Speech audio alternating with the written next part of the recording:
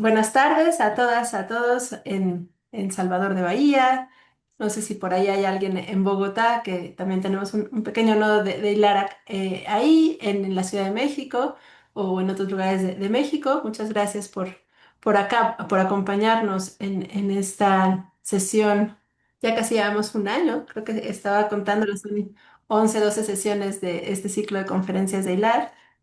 Y bueno, en particular, muchas gracias a la doctora Lidia Amparo da Silva por estar el día de hoy coordinando esta sesión y bueno, por todo su acompañamiento en la creación de Hilar y de las distintas iniciativas que tratamos de tejer desde los territorios latinoamericanos para entender, ¿no?, qué está pasando en los sistemas alimentarios, a veces más desde la producción, transformación, a veces más desde el consumo. Yo pues me limitaré a darles las gracias, a presentarles esta sesión y le dejaré la palabra a Lidia, quien nos va a presentar conjunto con su grupo de trabajo los resultados del proyecto Aterrar, se llama así. En español lo tradujimos como para el cartel como entrelazando cuerpo, territorio y ambiente en contextos de modernidad colonial. Entonces, pues creo que justamente Lidia tiene una agudeza teórica muy que aporta siempre a la discusión, permitiéndonos tejer estas escalas que muchas veces se plantean hasta disciplinariamente como espacios distintos para la reflexión, ¿no? Como pueden ser el cuerpo y los territorios y siempre con una muy explícita contextualización, pues, colonial hacia, o no sé, ya nos dirás tú, hacia los estudios de coloniales. Entonces, pues muchas gracias por esto. Te dejo la palabra. Graças a Yari. Bem, eu irei falar em português, né? Dentro desse processo de que sempre tenho me remetido às conexões entre as nossas línguas, mas tentarei falar despacito para que possamos nos compreender bem. Em primeiro lugar, eu queria render homenagem aos professores e professoras, porque aqui no Brasil é o Dia do Professor. Então, essa profissão que tanto nos honra e que trava tanta luta para a disseminação de saberes e práticas e formação de sujeitos críticos. E não poderia também deixar de fazer alusão que estamos fazendo isso à véspera do Dia Mundial da Alimentação, que é o tema central da rede do que vamos trabalhar, que no Brasil também é o Dia da Ciência e Tecnologia. Eu me chamo Lígia Amparo, como eu já fui anunciada por Ayari, sou professora da Universidade Federal da Bahia, coordenadora do Núcleo de Estudos e Pesquisas em Alimentação e Cultura aqui da UFBA, e mediarei com muita honra essa sessão de conferências da Rede Lá, que é a primeira integralmente em português, que está intitulada como Projeto Aterrar, entrelaçando corpo, território e ambiente em contexto de modernidade colonial. Isso aí trata-se de um projeto de pesquisa que é financiado pelo Ministério da Ciência, Tecnologia e Inovação no Brasil, mediado pelo CNPq, em uma chamada que se chama Chamada Universal, que o título oficial desse projeto é Práticas, Saberes, Memórias e Patrimônios Alimentares em Populações Vulnerabilizadas, imbricando corpo, território, ambiente e contextos de modernidade colonial. E esse é um projeto que tem convênio, né, entre algumas universidades brasileiras, como também mexicana e colombiana, que é a tríade dos países que funda esta rede. É interessante marcar isso. A gente tem o objetivo nesse projeto de cartografar e compreender essas práticas, saberes e memórias em o que chamamos do Brasil profundo e também da América Latina profunda, com essa dimensão de imbricar não só saberes, mas como corpo, território, ambiente e alimentação. É um projeto que é guarda-chuva, composto por subprojetos, como os três que serão apresentados aqui, que ainda estão em procedimento, né, em sua fase dura, em sua construção, portanto, não será necessariamente resultados, mas a problematização desses projetos, que cada um deles tem as suas perspectivas de autores e metodológicas próprias, mas que dentro do projeto Aterrar, elas estão articuladas a partir de alguns eixos fundamentais, que seriam as temáticas que compõem o que a gente chama do campo de alimentação e cultura, e em populações em vulnerabilidade.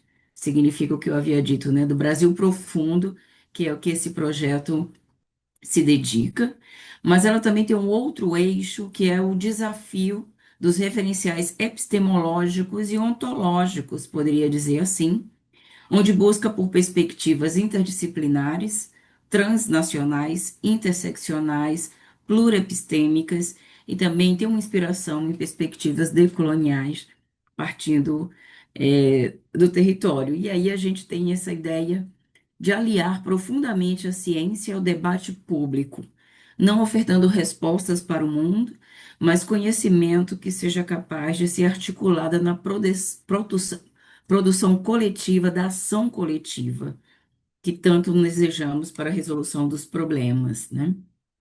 E as nossas outro eixo são as abordagens metodológicas, que fica no campo dos estudos qualitativos, principalmente narrativas e etnografias. São esses três eixos que intercruzam os projetos que estão aqui. Temos hoje aqui três projetos doutorais, né?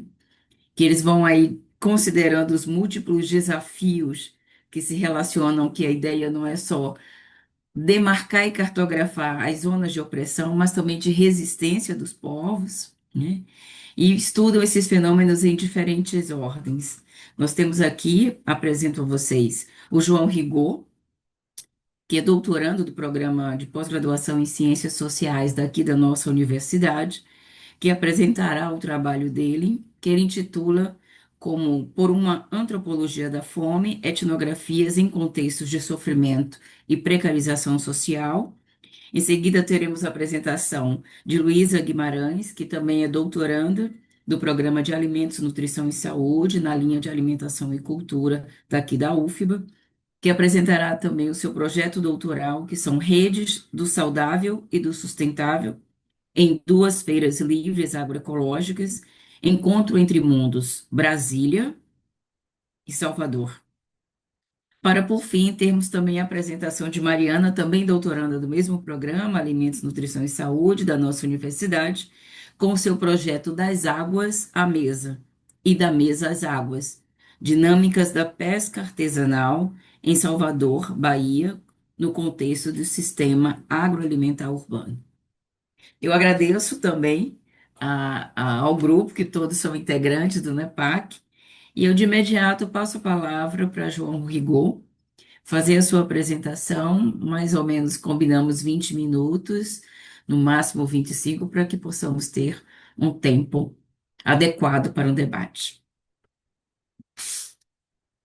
Bom, boa tarde novamente. Eu queria iniciar agradecendo pelo convite feito pela Rede Lá, mostra o quanto eu me sinto honrado em participar desse encontro.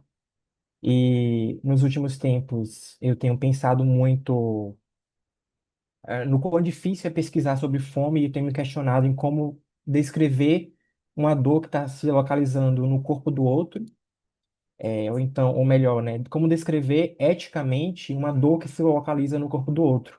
Eu vejo como isso como uma tarefa que não é fácil. Eu tenho percebido que nas últimas décadas a leitura teórica sobre fome no Brasil, ela tem se reduzido a um status muito circunstancial ou exclusivamente nutricional, com essa ideia de que a falta de nutrientes e essa casualidade, ela parecem persistir nesses discursos políticos e científicos. E as etnografias sobre fome, essas ainda são extremamente raras no Brasil, né? E eu diria que também na América Latina. Na tentativa de entender essa fissura, eu acredito ser fundamental pensar na emergência da fome enquanto conceito político e científico. A partir da premissa de que a produção de conhecimento científico sobre fome deve se iniciar e sempre retomar as relações concretas e materiais que nós desenvolvemos em nossos trabalhos de campo, o modo como a fome tem sido atuada nas últimas décadas, ela vai impactar diretamente na maneira a qual nós, pesquisadores, nos relacionamos com esse objeto e as nossas relações de interlocução. A tese da antropóloga Alice Blanco, ela é uma antropóloga brasileira, ela fortalece a narrativa de que com a construção dos indicadores de insegurança alimentar no Brasil, a palavra fome se tornou uma metáfora, como também a parte mais fisiológica dos múltiplos sentidos da insegurança alimentar e nutricional. Ou seja, ela passou a ser entendida como um mero adjetivo, distanciada do seu sentido mais concreto que está instalado no corpo das pessoas famintas. Então, apesar dessa importância dos instrumentos de medição de segurança alimentar e, para além dessa esfera de gestão de políticas públicas e das formas técnicas de medir a fome, eu acredito que se torna cada vez mais necessário olhar para a produção de conhecimento sobre fome a partir desses imbricamentos cosmopolíticos, utilizando da palavra de Isabelle Stengers. É um fato que a necessidade de políticas públicas para o campo da alimentação, nutrição e saúde, ela justifica, em grande parte, essa demanda por estudos epidemiológicos, estatísticos, tendo em consideração o enorme número de brasileiros em algum grau de fome e precariedade estrutural, que atinge mais da metade da população, os ordenando em um contínuo espiral aí de superação de escassez. Então, ressaltar a preponderância dos números das escalas é não negar a importância deles para a produção de políticas públicas, para a ciência e para seus impactos tecnopolíticos. Mas, além da falta de nutrientes, é preciso afirmar que a fome é também produzida como resultado das estruturas de desigualdade e de sofrimentos sociais. No Brasil, os estudos socioantropológicos da fome se configuram em um campo relativamente novo. É até difícil de nomeá-los como um campo de estudo propriamente dito, o que torna ainda mais dificultosa a construção de um projeto próprio de uma antropologia da fome, sobre fome ou em meio à fome. E é de se salientar, por exemplo, o esforço dos pesquisadores das ciências sociais e humanas em alimentação, nutrição e saúde nesses últimos anos de assumir o discurso para uma concepção de fenômeno, ampliando as categorias analíticas da fome para além do status unicamente biomédico de falta de nutrientes, ultrapassando também essa certa opacidade dos indicadores e métricas. E dentro dos estudos propostos, há de se perceber um caminho conceitual que propõe o entendimento das técnicas de sobrevivência, da compreensão do que é se sentir faminto, da fome enquanto entidade fantasmagórica e outras perspectivas. Mas, quando a gente assume a fome como portadora de múltiplas agências e perspectivas, há na literatura lacunas de estudos que possam privilegiar a análise crítica do cotidiano da fome, questionando então como os corpos falam ou do que são capazes enquanto habitam a devastação. E é nesse ponto que eu quero chegar. Na tentativa de responder esse questionamento, as minhas últimas propostas e hipóteses de pesquisa, elas têm se baseado na compreensão da fome a partir da lente analítica dos estudos de violência extrema, ao perceber o quanto esse campo ele pode ofertar materialidades e concretudes analíticas para uma fome que está localizada no mundo ordinário, dos sujeitos. É importante ressaltar que voltar esses olhares para o mundo de todos os dias, para a vida cotidiana, é um movimento imperativo para compreender que esse é um local onde os processos sociais acontecem e ou são produzidos continuamente, mas que, em sua grande maioria, eles são negligenciados pelos campos da alimentação, ou até vistos como microsociológicos, inclusive pelas próprias grandes teorias sistêmicas das ciências sociais em si, né? Ou são negligenciados pelo campo da alimentação, ou são vistos como microsociológicos, de sem importância pelos campos das ciências sociais em si.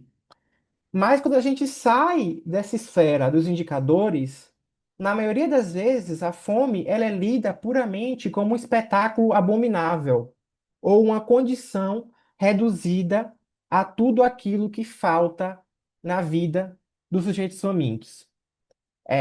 No livro Vida e Palavras, ao interrogar-se sobre os múltiplos modos em que a violência, a precarização e o sofrimento social são narrados, a antropóloga indiana Veena Das, ela expressa uma inquietação que a persegue em suas décadas de estudos em meio à temática da violência. A ideia expressa por alguns estudiosos, por alguns pesquisadores e cientistas, de que, quando confrontados com a violência, nós alcançamos algum tipo de limite em relação a essa capacidade de representar, reduzindo, muitas vezes, uma multiplicidade de situações precarizadas, aqui eu incluo a fome, a uma pura concepção de horror, como se a fome fosse, a violência e a fome fosse uma pura concepção de horror. E quando a gente compreende a fome enquanto sinônimo de violência e a partir da lente da violência, eu me questiono então por que ficamos atônitos quando estamos cara a cara com o horror que a fome impacta na nossa sociedade. E cabe questionar, mais uma vez, se entre os extremos da instrumentalização e da terrorificação, será que não há um caminho do meio para compreendermos a complexidade da fome e suas violências, seus sofrimentos e silêncios? Esses são os questionamentos que eu tenho feito. Vinadás, ela propõe que é justamente na descida ao mundo ordinário onde encontramos maneiras outras de compreender a violência e seus sinônimos mais frequentemente banalizados. Então, habitar um mundo devastado, em outras palavras, é a capacidade de recompor-se diante de situações extremas de precarização social. Cabe ressaltar que essa reconstrução de mundos de nada tem a ver com esforços nas esferas transcendentais, mas estou falando aqui de pequenas agências que dão à vida e pela vida a capacidade de seguir em frente. Então, frente ao terror da fome e todos esses fantasmas impregnados no imaginário social, sujeitos, eles habitam seus ordinários, suas vidas cotidianas com lógicas, sentidos, experiências que não podem ser reduzidos a limites teóricos ou epistemológicos. Esse seria, talvez, o projeto próprio de uma antropologia da fome. É o que eu tenho chamado. Isto é, a fome, assim como a violência ou outras categorias de sofrimento social, não deve ser assumida a partir de uma aceitação implícita. Então, eu me proponho a pensar na fome enquanto um fato complexo, que se dá a partir da junção das práticas e experiências, dando forma a distintas significações nesse fino tecido da vida cotidiana. E é nessa junção que se inscreve a minha principal hipótese da minha tese de doutorado, razão pela qual eu estou aqui apresentando esse texto hoje, fruto de 5 anos de trabalho de campo em uma favela da cidade de Salvador, uma comunidade periférica. Eu desenvolvo um trabalho de campo de longa duração que tem como objetivo compreender quais são as formas de lidar com a fome na precarização da vida cotidiana a partir de uma comunidade periférica da cidade de Salvador, Bahia. A comunidade Ponto Cego, assim como eu intitulo, conta com uma população aproximada de 5 mil habitantes, que sofrem com o abandono e o descaso do poder público há cerca de 60 anos. Esses moradores da comunidade, eles relatam que, apesar de contribuírem diretamente com seus deveres de cidadão, eles ainda assim vivem sob uma forma subhumana e privados dos direitos básicos que são assegurados pela Constituição Federal do Brasil. E aí emerge o sentimento de inexistência e apagamento da comunidade perante ao mapa, da cidade de Salvador. E dentre vários relatos, os moradores se auto-intitulam como uma comunidade esquecida pelo poder público. Com a chegada da Covid-19 e suas contínuas crises, o cotidiano da comunidade se viu mais uma vez em ruptura. Seus moradores, então, eles precisaram lidar com uma fome que foi fundamentalmente agravada pela pandemia. E aí, ao observar na comunidade esses movimentos para ultrapassar a crise e recuperar a vida ordinária, é que na minha tese de doutorado eu analiso essa minuciosa relação entre a fome e uma vida cotidiana permanentemente devastada. E fazendo uma breve síntese desses resultados que eu tenho pesquisado no doutorado, eu pude observar, primeiramente, uma fome que está calcada e construída a partir do silêncio, sendo esse, o silêncio, uma distinta forma de linguagem e de inúmeras metáforas que são constitutivas do fenômeno da fome.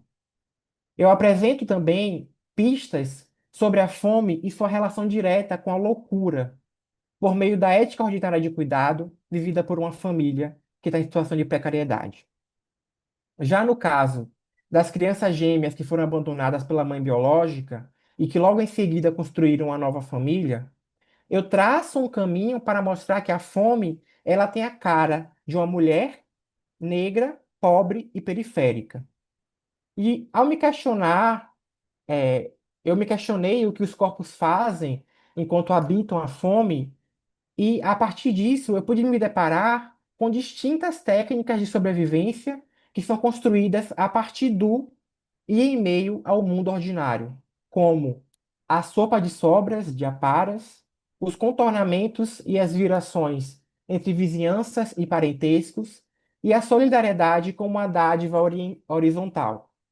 Nos capítulos seguintes, ao perceber essas distintas maneiras que a fome assume um corpo, eu pude descrever sobre a abjeção e a humilhação provocadas pela fome, além dos outros sintomas mais biológicos e morais, como a fraqueza, a tontura, o tremor, chegando até ao ápice do desmaio por conta da fome. O espírito, a alma, é também algo que se fraqueja, além da mente nervosa que implica na fome que dói diretamente nas crianças, que, apesar de serem crianças, sabem que estão com fome e sabem que vivem diretamente em uma situação de precariedade social. E por fim, eu finalizo a tese mostrando outras formas de ditar as inseguranças, tanto alimentar quanto hídrica. As escalas de insegurança tanto alimentar quanto hídrica, elas são complexificadas no próprio limiar da vida cotidiana. Além da fome, eu mostro a gestão social e a vida doméstica das águas urbanas na comunidade Ponto Cego.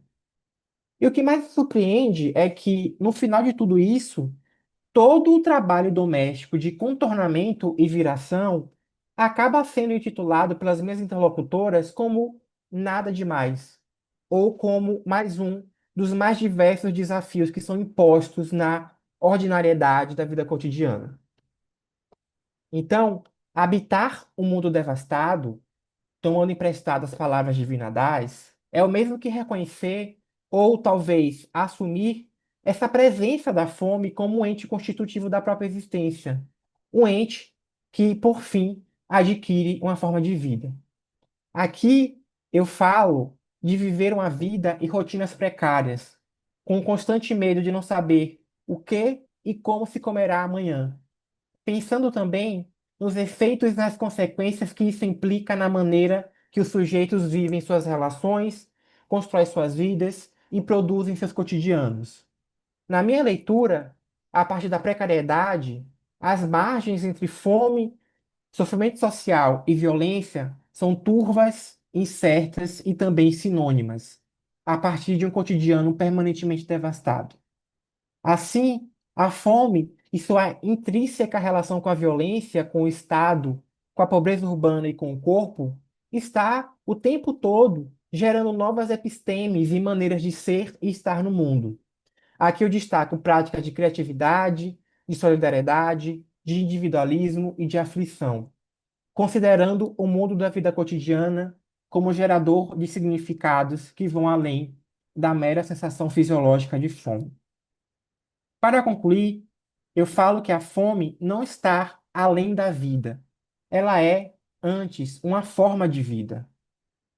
A concepção da fome localizada nos corpos esqueléticos como forma de horror ou da falta, distancia a nossa compreensão do próprio fenômeno. A fome como forma de vida está localizada na textura das relações presentes na vida cotidiana. Isto é, para além dos corpos esqueléticos, a fome está no corpo social, nas relações de vizinhança, nas instituições políticas, na relação com o Estado, com o próprio corpo e com a localidade onde mora. Então, nesse sentido, ao tentar propor uma antropologia da fome, a minha tentativa de argumento se dá pelo fato de que uma etnografia profundamente implicada ao mundo ordinário dos sujeitos pode nos trazer um novo caminho conceitual para a compreensão do fenômeno da fome, sem reduzi-la a um viés estreitamente técnico e ou biológica, nem tampouco a uma mera condição de horror, porque as formas de lidar com a fome vão além de tais categorias. Muito obrigado.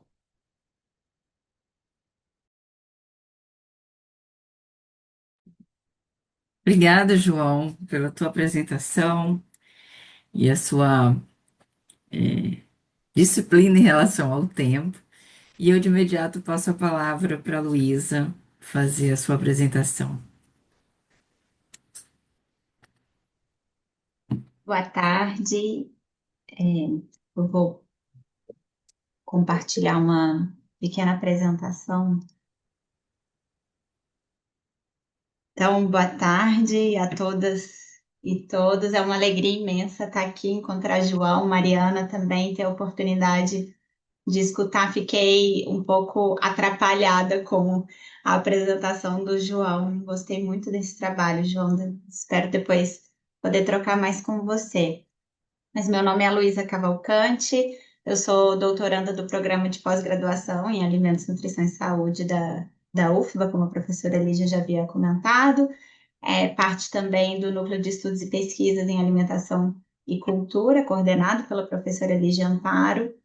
E é um grande privilégio compartilhar parte dos resultados da tese de doutorado que eu venho desenvolvendo.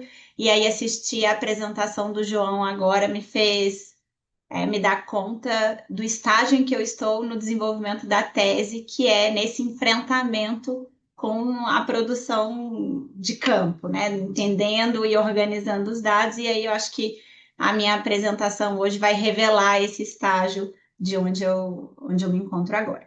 Então, meu exercício foi seguir organizando parte dos meus resultados, então tenho considerado como resultados parciais da tese, e intitulei essa apresentação como Redes do Saudável e do Sustentável, em 2 feiras livres agroecológicas, encontros entre mundos em Brasília e Salvador. Essa pesquisa nasce de uma pergunta que tem suas sementes ainda na graduação, mas que foi maturando durante o mestrado e se construindo nos períodos iniciais do doutorado, que é como as práticas e noções de alimentação saudável e sustentável são produzidas em feiras livres agroecológicas, e eu tenho trabalhado em 2, a Feira da Ponta Norte em Brasília e a Feira Agroecológica da UFBA em Salvador, a partir dos encontros entre os múltiplos atores humanos e não humanos que constituem esse território. Para explorar essa questão, eu segui os caminhos abertos pelas feiras livres, compreendendo-as como nós de redes mais amplas de relações que conectam assentamentos rurais, políticas públicas, práticas científicas, afetos urbanos e modos de vida. As feiras, nesse sentido, são um território relacional onde diferentes cosmologias alimentares se tocam e, por vezes, se transformam mutuamente. Hoje eu vou falar especialmente da Feira da Ponta Norte, que é que eu tenho a análise mais desenvolvida, e um pouco do que eu já organizei com relação à Feira Agroecológica da UFBA. Então, como eu comentei, esse trabalho tem se desenvolvido em 2 cidades, a atual capital do Brasil, Brasília, e a primeira capital do país, Salvador, e articula referenciais da socioantropologia da alimentação e das ciências sociais e humanas em saúde, em diálogo com autoras como Stenger, Steen, Dana Haraway e Arima Rimon. Metodologicamente, essa pesquisa combina etnografia de inspiração fenomenológica e elementos da teoria ator-rede, buscando acompanhar os movimentos dos atores humanos e não humanos, os circuitos dos alimentos e as transformações do saudável e do sustentável à medida em que eles circulam. Em Brasília, acompanhei a Feira da Ponta Norte, que se localiza no Plano Piloto, que é um espaço urbano atravessado pelas trajetórias de agricultores assentados do entorno, que vendem seus produtos e com eles marcam a sua história de luta pela terra e pela autonomia. E em Salvador, eu segui a Feira Agroecológica da UFPA, que é instalada em um campo universitário e frequentada por professores, estudantes, consumidores urbanos interessados em alimentação saudável, culinária experimental, consumo consciente.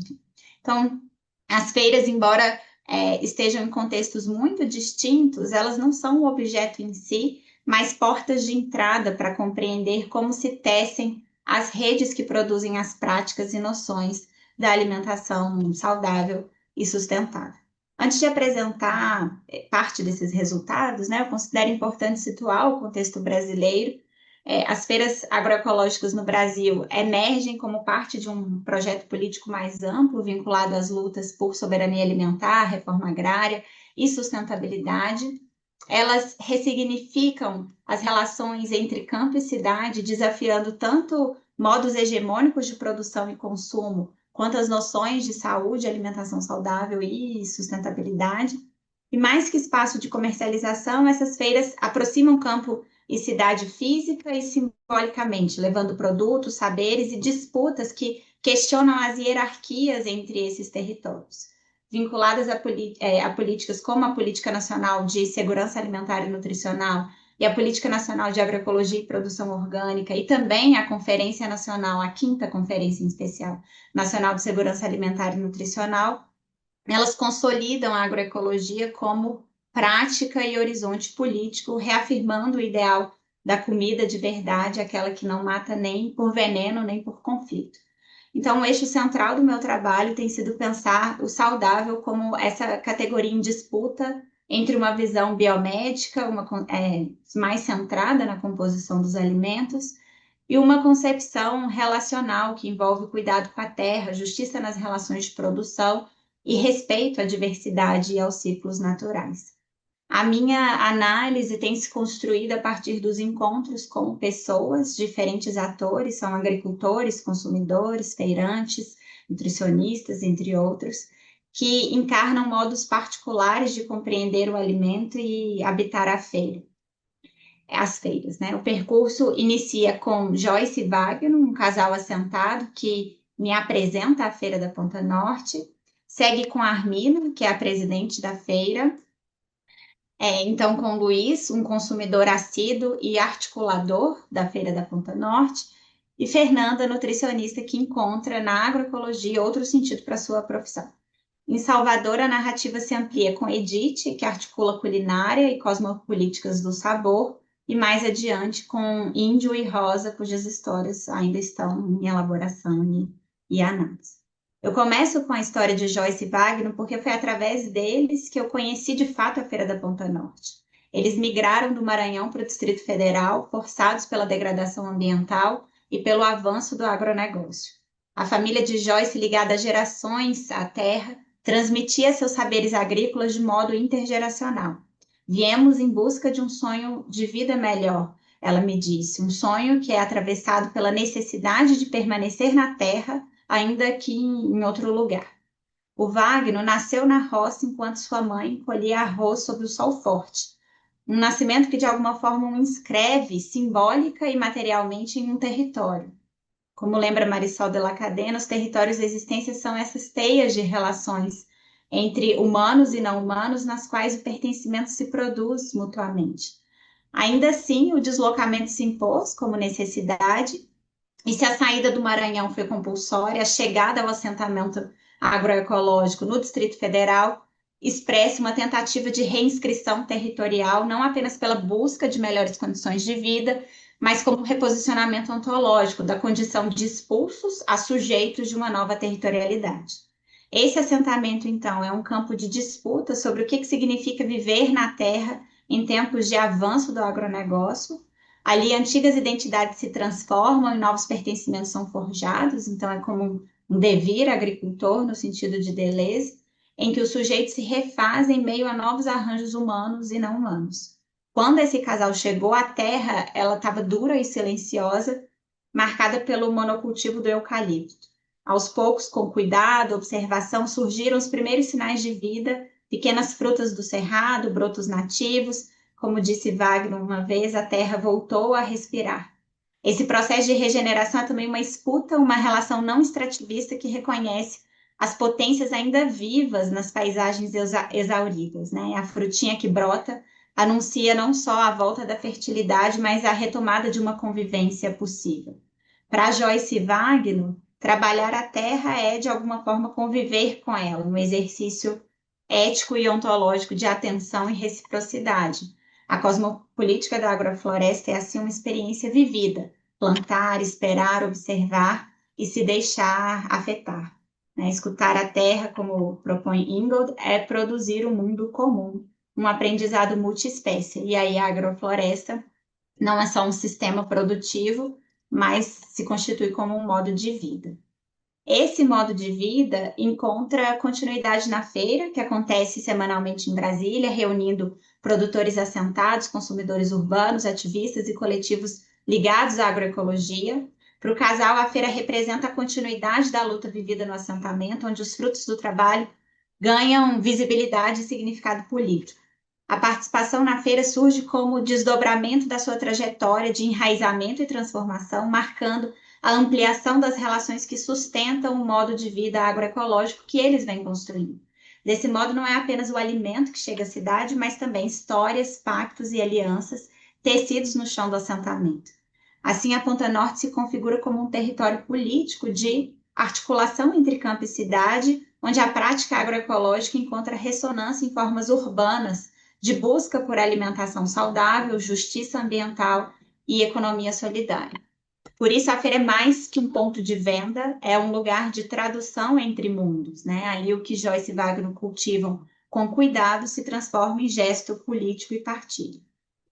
A figura da Armina nos ajuda a entender isso melhor. A Armina é uma mulher urbana, sem experiência anterior com o cultivo, que aos 42 anos ouviu em uma conversa de rua falar da luta pela terra. Aquilo a afetou, ela mudou para assentamento, começou a participar de mutirões, fez diversos cursos e acabou se tornando uma das principais articuladoras da Ponta Norte. A sua ação é silenciosa, mas central. Ela organiza, negocia, cuida, explica por que não se pode vender produtos que não sejam agroecológicos. Como ela mesma disse, se a gente não cuida, a feira se perde. E aí cuidar é também um gesto político. Cuidar da feira é cuidar das condições que tornam possível o comum, as regras, os vínculos, os afetos e os limites.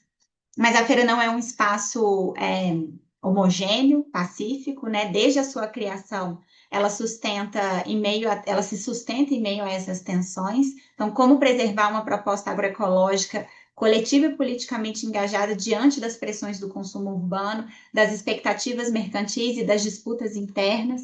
Claro que não se trata de uma oposição entre pureza e corrupção, mas do reconhecimento de que todo projeto coletivo exige negociação, atenção e constante reinvenção. As disputas atravessam o cotidiano entre feirantes que mantêm práticas diferentes, entre aqueles que cedem às demandas do mercado, entre consumidores que desejam frutas fora de época e os ritmos e ciclos do solo.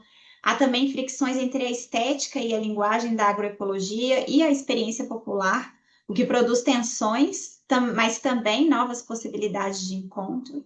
Então, instalada em uma quadra da Asa Norte, que é uma região de classe média e símbolo do urbanismo modernista de Brasília, a feira nasce nesse território marcado por contrastes, né? A Asa Norte combina esse conservadorismo estético do plano piloto de Lúcio Costa com uma tradição de engajamento político e universitário.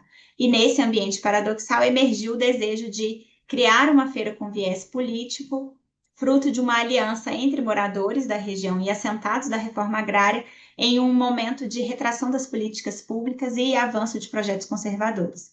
Então, entre as quadras, as barracas, produtos e panfletos alteram os fluxos da cidade, introduzindo ruídos e encontros improváveis, né? A feira torna-se essa presença política que desafia a homogeneização urbana e propõe outras formas de convivência.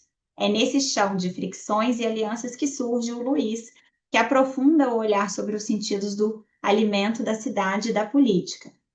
Ele é um professor da UNB, a Universidade de Brasília, morador antigo da Asa Norte, e a gente pode considerar mais que um frequentador assíduo, né? Ele é uma das forças que deram forma e sentido à Feira da Ponta Norte. Entre o asfalto urbano e o assentamento agroecológico, ele costura mundos, o da memória camponesa, da militância política e da ética do alimento. Ele foi indicado pelos próprios feirantes como quem poderia contar como tudo começou. Ele foi um dos articuladores da criação da feira em 2018 e, para ele, a feira nasceu desse gesto de resistência cotidiana, um espaço de formação, encontro e conversa, e não só de venda. Por isso é considerado parte do corpo, parte viva, né, de alguma forma, do corpo da feira. Ele caminha entre as bancas, perguntando sobre tempo, trocando receitas, compartilhando sementes, tecendo uma pedagogia silenciosa. Ele se define como um co-agricultor e guardião de sementes, com terra na Chapada dos Veadeiros, onde cultiva o que ele chama de um fazer político a partir da vida. A sua trajetória entrelaça infância camponesa, militância na educação popular e no MST e o presente da feira, onde reativa por meio das narrativas e das práticas a comunalidade como gesto político. Uma fabulação que inventa outros modos de viver juntos frente à lógica do agronegócio e da cidade neoliberal. Então, para Luiz, a feira é essa zona de contato onde diferentes regimes de valor se encontram e onde a cidade pode reaprender a ouvir o campo.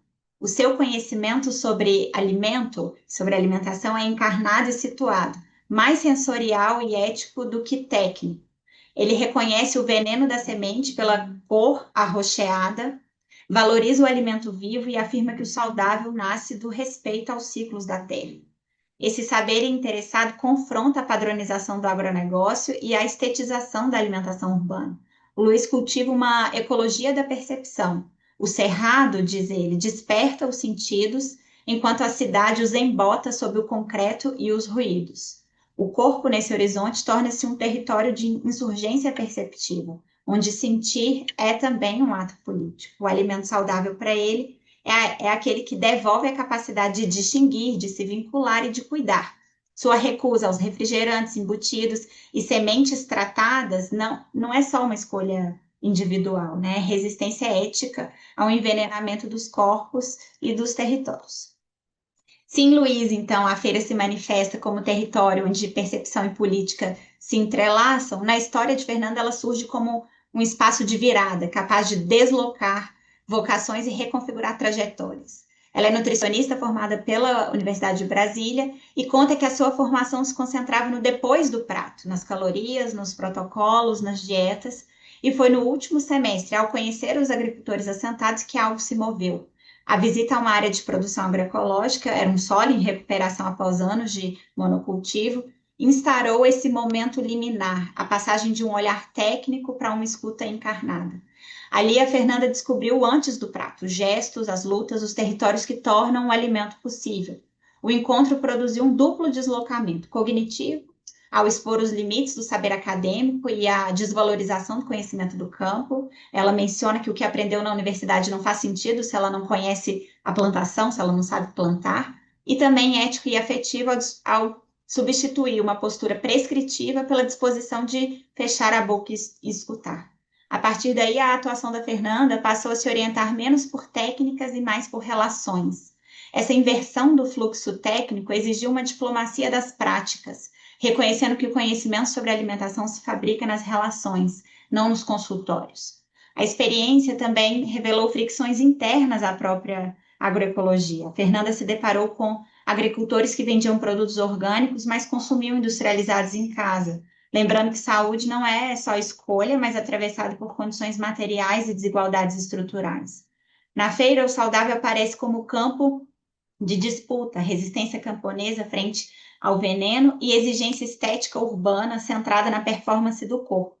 O gênero, inclusive, atravessa essas tensões. O corpo feminino, mesmo no campo, no meio rural, continua sendo vigiado. Ao reconhecer essas ambivalências, Fernanda se desloca da posição de quem ensina para de quem aprende. O saudável deixa de ser uma categoria fixa e torna-se um processo vivo, situado em constante movimento e negociação. Então, aprender a ser afetado é também deixar-se transformar pelo encontro, mesmo quando ele desestabiliza certezas, né? Então, a agroecologia se revela não só como prática técnica, mas como campo pedagógico, onde diferentes versões de corpo, saúde e vida digna se encontram, se estranham e se reinventam. Essa dimensão pedagógica da agroecologia se expressa de modos singulares em cada território. Se no caso da Fernanda, a experiência de campo no assentamento deslocou a sua formação em nutrição, em Salvador é a própria universidade que se abre como espaço de experimentação agroecológica.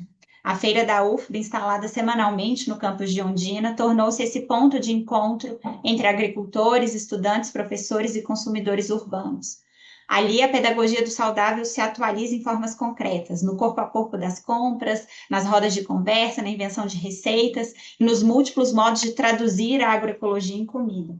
É nesse contexto que eu encontrei Edith, feirante cuja trajetória ilumina a dimensão criativa e sensorial do aprender com a feira.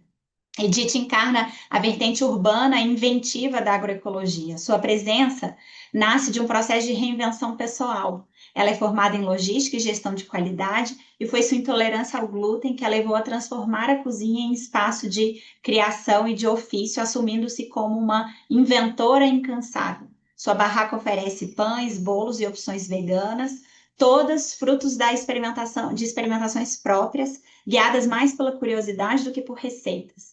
A sua prática culinária opera como uma verdadeira pedagogia do sabor. A Edith não se limita a reproduzir versões saudáveis de receitas tradicionais, como o pão francês sem glúten, mas propõe experiências que educam os sentidos de quem come. O seu trabalho é movido pela experimentação, testar, errar, refazer, num processo contínuo de invenção onde o saudável é entendido não como restrição, mas como produção ativa de novos gostos, texturas, prazeres.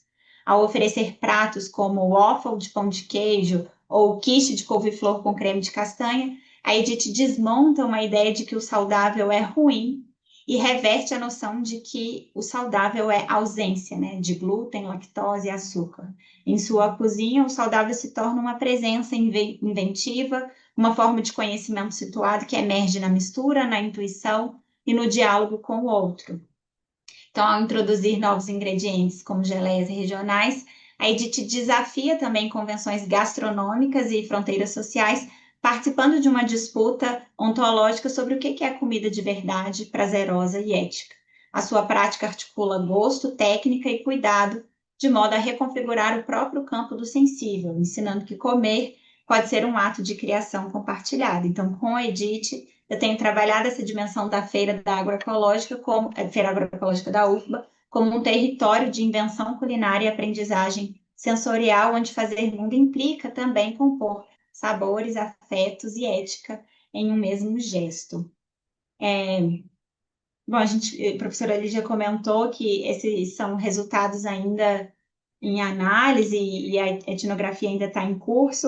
Eu pensei em fazer um slide de considerações finais amarrando, mas no fim eu entendi que eu deveria parar aqui, porque é exatamente onde eu estou no percurso da tese, então tenho ainda alguns outros elementos para analisar, mas foi até aqui esse panorama assim, bem geral daquilo que vem sendo produzido no contexto desse trabalho de campo. Muito obrigada. Muito obrigada, Luísa. É, todos estão assim muito bem desenhados no tempo, né? E eu de imediato convidaria a Mariana, porque também estou um tanto ansiosa para o debate. Boa tarde, né? Primeiramente, queria agradecer também o convite de estar aqui nessa sessão do ILA, compartilhando um pouco do que a gente vem trabalhando. Nesse projeto que tenho intitulado Das Águas à Mesa e da Mesa às Águas, as dinâmicas da pesca artesanal em Salvador, no contexto do sistema agroalimentar urbano. E como é que esse projeto, esse estudo, ele nasce? Ele nasce primeiro de algumas inquietações que eu fui tendo enquanto professora de gastronomia e enquanto professora de gastronomia de um componente que estuda os pescados em Salvador, né? E o que eu vinha percebendo ao longo de 10 anos sendo docente desse componente é que, à medida que o tempo passava, os estudantes eles chegavam cada vez mais distante do conhecimento desses pescados locais, da nossa pesca, dos nossos alimentos, né, dos nossos pescados locais, e muitas vezes eles tinham aquele pescado, alguns peixes, alguns mariscos, alguns catados tão característicos da nossa culinária, da nossa gastronomia, quase como alimentos exóticos, tamanho distanciamento que estava vendo. Então, a partir dessa inquietação, é que eu comecei a propor esse projeto, né? Então, para isso, fui entender um pouco melhor da pesca artesanal, né? Dos pescadores artesanais que possuem conhecimentos, práticas cognitivas e culturais próprias, né? Próprias do ambiente e das condições ambientais. E a partir daí, fui me aproximando e conhecendo um pouco mais os trabalhos que vinham sendo desenvolvidos pela antropologia marítmica.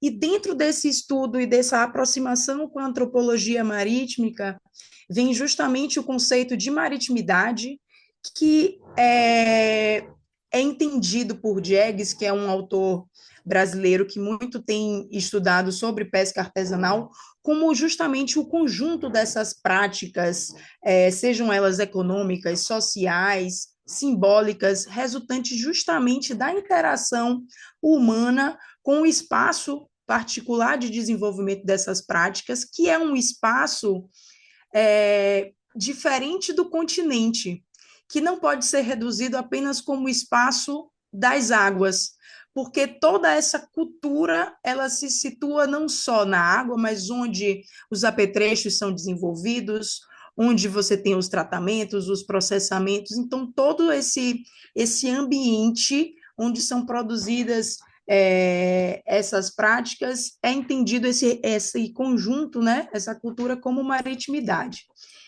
E dentro disso, a pesca artesanal, ela também ocupa um papel fundamental nos sistemas alimentares, especialmente dentro do sistema alimentar sustentável, dos sistemas alimentares sustentáveis, né? A pesca artesanal é importante para a promoção da soberania e da segurança alimentar e nutricional, né? A gente está falando de um coletivo, né? Esse coletivo de pescadores e pescadoras artesanais que são responsáveis por mais de 65% do pescado consumido na alimentação humana, ele é advindo da pesca artesanal, né?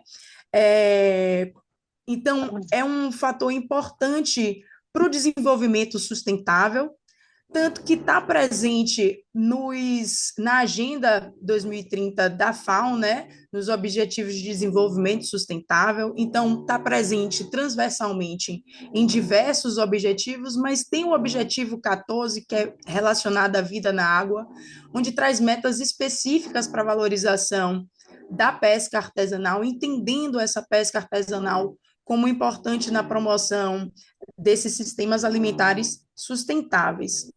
Entretanto, a pesca artesanal ela sofre tensões e ameaças porque elas não se inserem justamente no sistema produtivo que é dominante, que é esse sistema produtivo agroalimentar.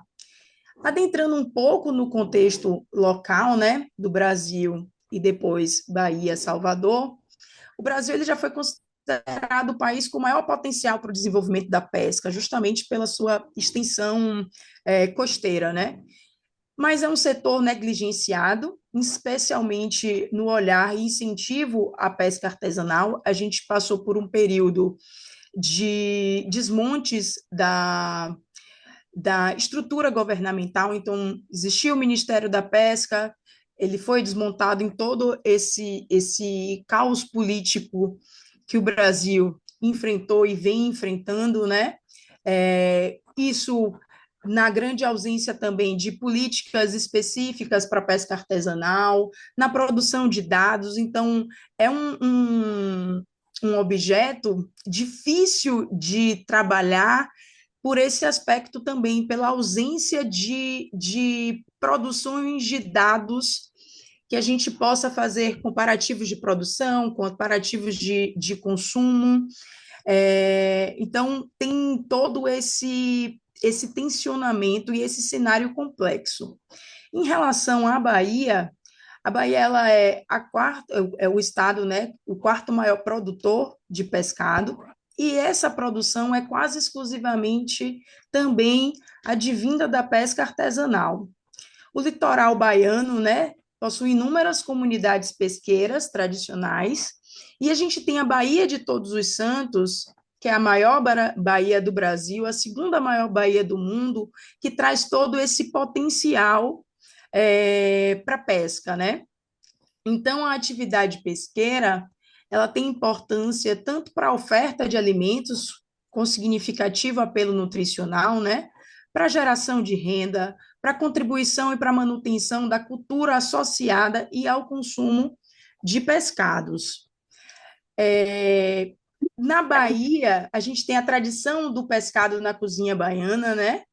Então, alguns atores denominam essa cozinha, essa culinária, essa gastronomia associada ao pescado como essa cozinha praiana, porque está mais centrada na região da costa, né, que é marcada pela presença de pescados, é uma cozinha, uma culinária respaldada em mais de 1.200 quilômetros de litoral, né, numa área extensa de manguezal, então, com a presença de peixes, de crustáceos, de moluscos, que são a base dessa cozinha que a gente conhece, identifica nas muquecas, nos ensopados, no caranguejo, na lambreta, no camarão defumado do acarajé. Então, ela está presente nessa gastronomia. Salvador, até meados da década de 1950, ela possuía bairros isolados do centro da cidade, onde, na verdade, existiam povoados pesqueiros, né? Então, essa cultura ela está enraizada na história dessa cidade, na história que foi se desenvolvendo.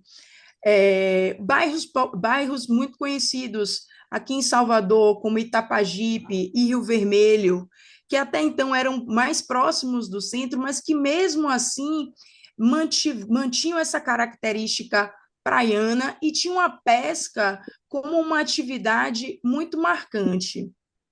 Entretanto, com o processo de industrialização que a cidade foi passando, com a expansão econômica a partir do século XIX, né, com a instalação de fábricas têxteis, do complexo de exploração de petróleo, né, com o desenvolvimento do polo petroquímico, o centro industrial de Aratu, a expansão desse modelo econômico e produtivo trouxe ameaças a essas comunidades pesqueiras e foram apagando, e é o que eu tenho chamado de afogamento das comunidades pesqueiras dentro do contexto urbano de Salvador, que elas vinham desse lugar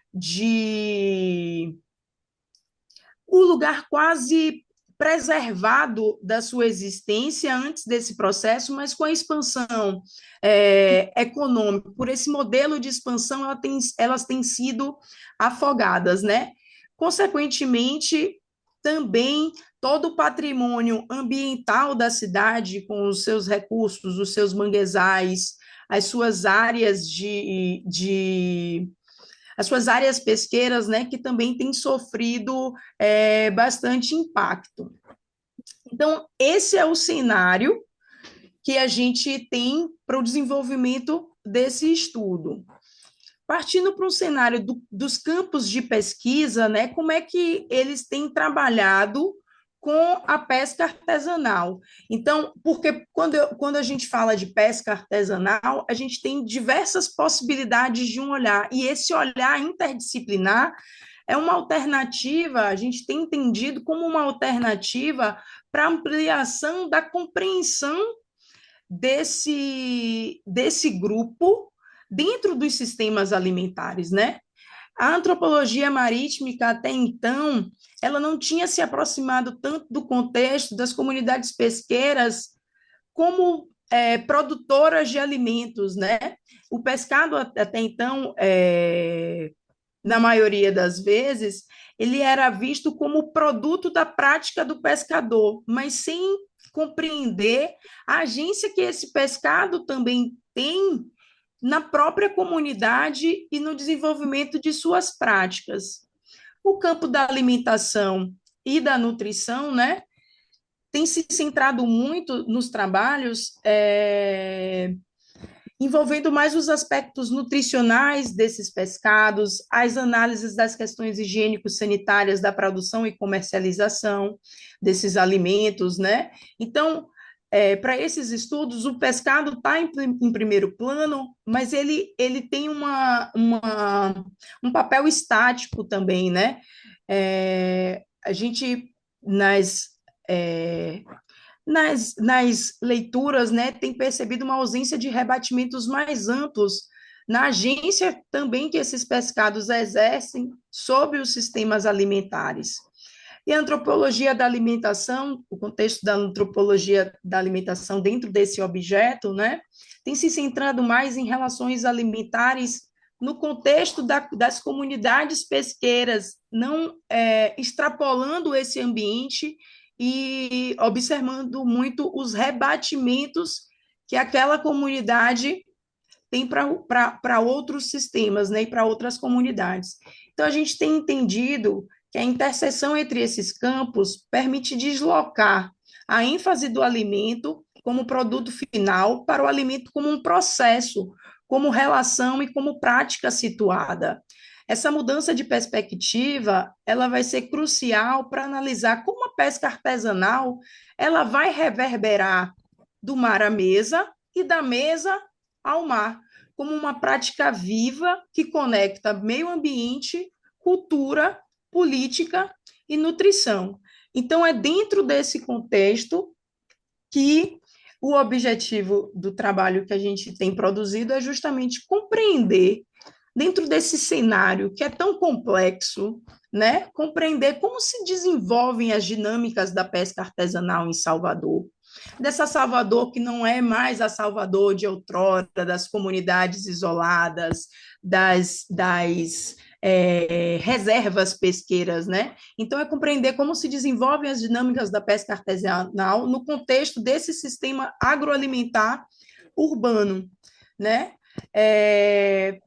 Isso feito por meio da cartografia, de um olhar etnográfico, né?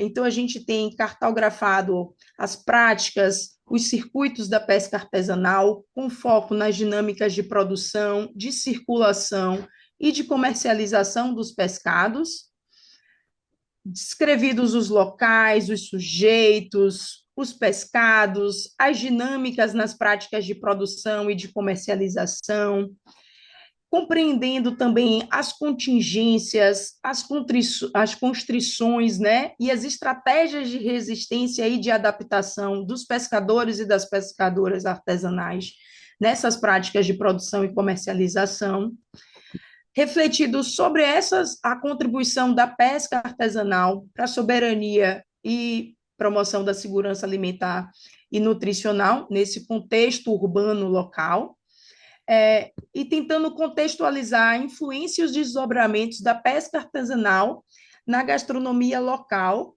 com ênfase na utilização do pescado local, né?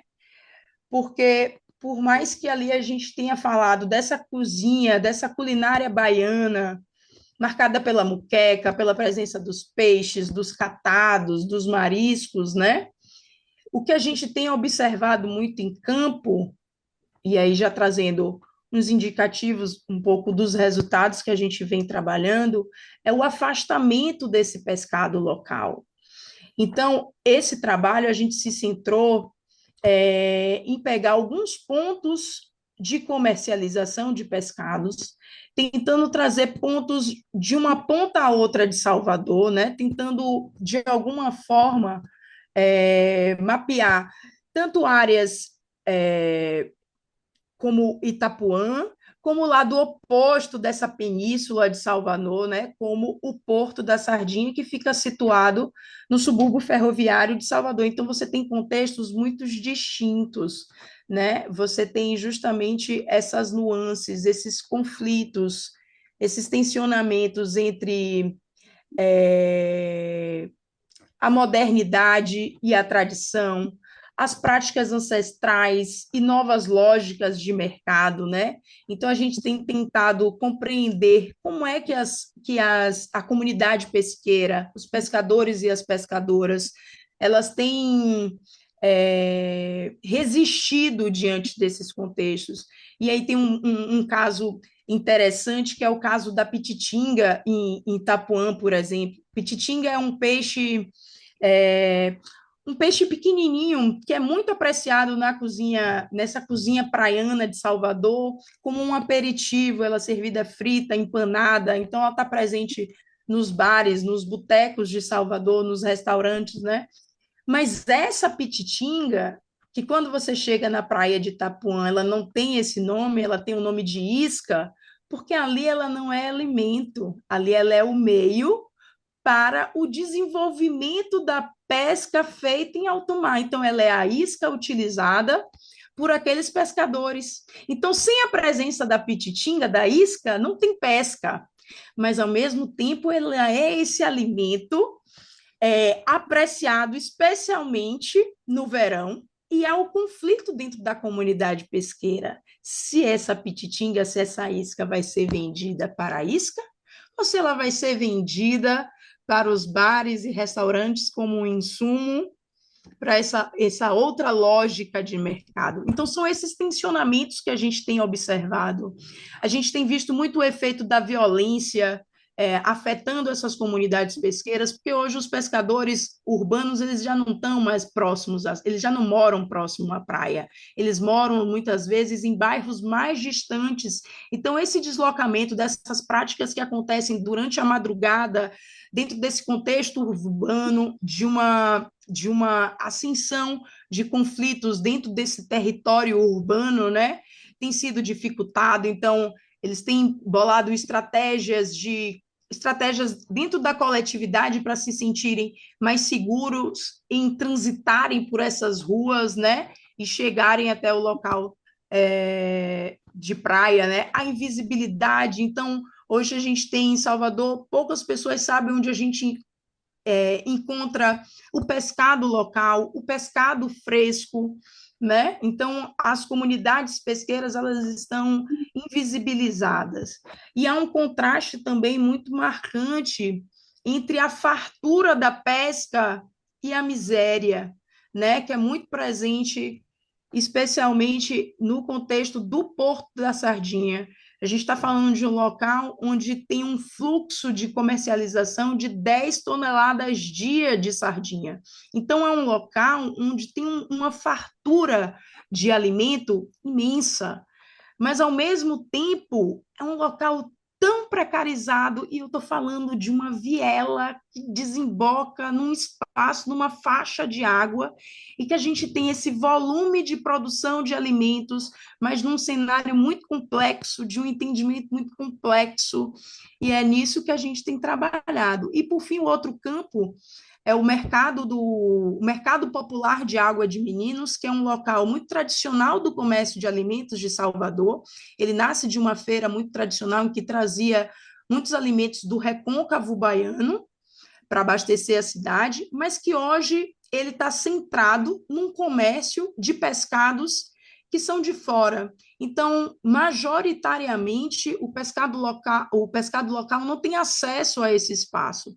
Ele está centrado pela comercialização de pescados vindos dos estados como Maranhão, como Pará, Ceará, Santa Catarina, Espírito Santo. Então, são pescados que não são característicos da nossa região. E aí, muito uma pergunta problematizadora que fica para a gente fazer esse arremate final é justamente se a gente estava falando dessa cozinha tão alicerçada nessa costa, né, respaldada nesses 1.200 quilômetros de litoral, né, a cozinha do camarão seco do acarajé, das mutecas de peixes, como qual, como pensar nessa gastronomia local com o distanciamento dos pescados locais para a sua feitura, né? Então, é um cenário muito complexo que a gente tem encontrado e é nesse emaranhado dessa rede que a gente tem tentado compreender muito dessas dinâmicas que têm acontecido na pesca artesanal em Salvador. É isso. Obrigada. Obrigada, Mariana. Bom, todos fizeram as suas falas, cumpriram o tempo. Eu consideraria que me encontro diante desses três trabalhos em um lugar muito privilegiado de ter acompanhado desde o nascimento esses projetos, né? E eles estão conversando nesse decurso e chegamos até aqui. E para abrir o debate, eu queria fazer só pequenas marcações, bem breves, né, de como esses projetos se encontram, né? Primeiro, ele parte de um lugar das experiências vividas, né? Cada um com seu objeto, e essa dimensão da prática e de como esses objetos são atuados. Todos os três partem do pressuposto do entendimento que o objeto tem uma atuação disso. O que nos leva a sair de um lugar de estudo de entes, né? O conceito do saudável, o conceito da fome, para o lugar do estudo das relações nas quais elas são produzidas. Então, os três trabalhos partem disso, e isso é feito justamente no território, onde se imbrica corpo, território, ambiente e alimentação. Seja esse território o mar, seja o maretório, seja a feira, seja a comunidade popular periférica, e todos são reproduzidos no lugar de encontros. Então, temos aí uma etnografias que são de relações que consideram humanos e não humanos, e os modos de resistência, como o João traz, de um mundo devastado. Estamos falando de três mundos devastados que buscam a sua reconstrução a partir dos próprios sujeitos. Os três trabalhos, eles têm desafiado conceitualmente, João marca o conceito de fome, o saudável, o sustentável, entendendo que isso são produções que se dão no território, ou mesmo a lógica do pescado. Como também desafia metodologicamente, João reivindica o lugar de uma antropologia da fome que pode trazer marcos conceituais distintos, né? Mariana reivindica o lugar de uma antropologia da alimentação que tem como base o território, não considera o maritório, né? Nem tanto a antropologia marítima, né, como você expressa, e uma metodologia em que os três trabalhos falam de muita força que fazer antropologia no campo da alimentação, ela é praticamente desenhada a partir da sinestesia dos sentidos. O sentir integra esses objetos. João nos apresenta o seu percurso etnográfico, desafiando a ideia da constituição de um campo da antropologia da fome. Ele não está só, mas ele está com poucos aliados dentro da antropologia da alimentação. A antropologia da fome não se constitui, haja vista as reivindicações do Julián López Garcia, antropólogo espanhol, e Maria do Carmo, com a sua etnografia sobre a fome, né? Mas João não está preocupado tão somente como a fome é representada, mas sim como ela é vivenciada, experienciada, e como ela é capaz de que os sujeitos transformem o seu modo de habitar nesse mundo devastado. Desafia a antropologia em um objeto que é um objeto marcado pelo silêncio. Não se fala da fome, né? Há um tabu de falar da fome. Esse é o desafio que João marca. E será que a ciência que estamos produzindo sobre a fome, é a leitura que eu faço a partir de João, confere de fato a plena dignidade desses corpos ou reproduzem a estigmatização? Eu acho que a pergunta vale para os três, né?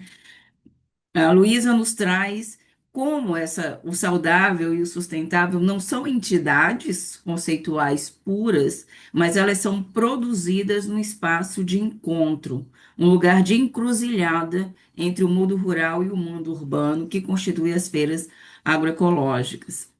Luísa marca as narrativas e histórias de vida, os três trabalhos estão falando isso, marco a maior ênfase, como uma grande estratégia, né? Se as histórias de vida são marcadas nesse modo de habitar o mundo devastado, mas que podem ser marcadas com processos migratórios para a garantia de uma sobrevivência. E esse processo de migração, Luísa traz a ideia de reposicionamentos ontológicos de uma pessoa invisibilizada que passa a ser uma pessoa portadora de direitos, que é o caso do casal que migra nessa questão e insiste muito em redefinir, reconceituar o saudável para além de uma metrificação, de uma tecnificação. Os seus interlocutores falam do sensorial e do ético. E por fim, Mariana nos traz primeiramente a complexidade de um cenário cheio de tensões e contradições em uma cidade que é rodeada de mar e que traz na sua verve turística a comida praiana, né, o alimento pescado como central, mas esses pescadores e esse afogamento a que ela se refere se torna numa invisibilidade, né, e desafiando também a lógica do pensar o mundo e pensar o comer a partir do território, onde seus interlocutores vêm trazer uma outra perspectiva, que é a maior parte desse planeta, que é um planeta água. E daí, a partir dessa exploração, que ela está invisível pelos sujeitos, pelos viventes, pela cidade, pelo Estado, não há dados, não há materiais que possam dar concretude do que significa a artesania da pesca na Bahia, mas eu entendo que também no Brasil, e quiçá poderíamos pensar isso em termos de América Latina, desafiando como essas comunidades elas estão invisibilizadas e travam um grande diálogo entre como esse território margeado por água produz vida e alimentos e traz essa invisibilidade que está aí posta, né? E sempre Mariana me surpreende com algumas dicas e detalhes de campo, como a ideia da isca, que a intitula o iguaria, que você vai achar em todos os lugares, né?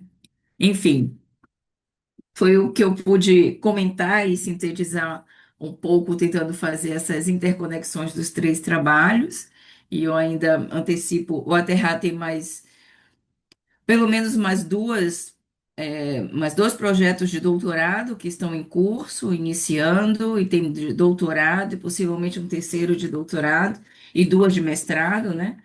Que passam por essa ideia de trabalhar com essas populações vulnerabilizadas a partir dessa temática da comida. Então, não sei se já temos perguntas, questões, está aberto para o nosso debate. Quem queira se manifestar e comentar, a Yari, Gracias, Lidia. Yo dejaría pues el espacio a preguntas de las personas que nos acompañan en esta plataforma por Zoom. Espero que, no sé, yo tuve algunos problemas con los subtítulos, espero que, creo que depende también de varias configuraciones. Más o menos logré seguir, pero siempre toma un poco más de tiempo sim. articularlo, pero si quieren compartir sus preguntas o por el chat o pedir directamente la palabra, lo podemos hacer unos 10 15 minutos, si les parece, de preguntas antes de cerrar. podem se manifestar, inscrever, ou tão somente escrever questões no chat. Eu posso fazer um Claro. comentário? Na verdade, eu não formulei. Primeiro, eu queria dizer que eu gostei muito de ver a apresentação do João e da Mariana. Lígia já vinha comentando sobre essas aproximações dos projetos e do que a gente vinha trabalhando. E, de fato, eu sinto que a gente pode colaborar mais uns com os outros nesse sentido, né? De construir também um comum, que a gente, enfim, acho que tem boas perspectivas de troca. Eu queria fazer só dois comentários, que um não está muito claro, mas em relação à apresentação do João e outro a Mariana. Do João, eu fiquei surpresa com a coincidência, porque ontem eu estava numa atividade na Câmara dos Deputados e quando eu estava saindo, eu estava tendo o lançamento de uma exposição que está sendo liderada por um parlamentar, o deputado Padre João, que tem uma atuação importante no combate à fome, que é uma exposição que celebra a saída do Brasil do mapa da fome. E eu acho que é importante, claro, né? O Brasil viveu um período difícil nos últimos anos e agora tem buscado reconstruir suas políticas públicas. E a saída do mapa da fome é, de alguma forma, simbólica, né, desse esforço de retomada.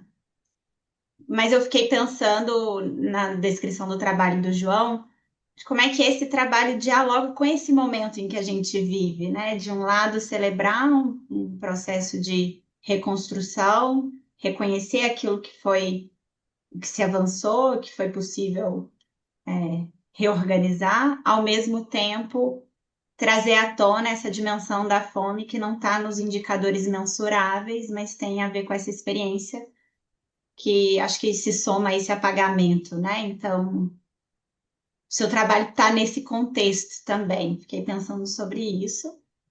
E da Mariana é um comentário mais, talvez, de fundo, assim, porque esse ano eu li Mar Morto.